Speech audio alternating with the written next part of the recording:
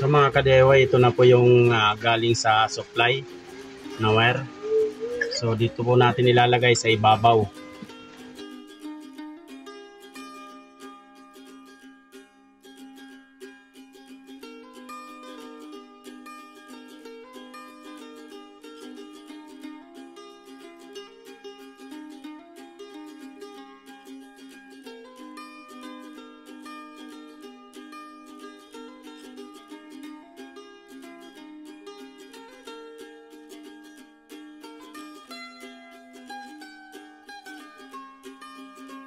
So ito naman mga ka-DIY, ito po ay DC circuit breaker.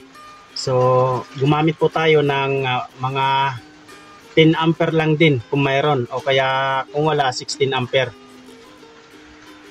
So ganun pa man mga ka-DIY, dito yung load, dito yung supply. Ayan po. Dito po yung output nitong itong power supply.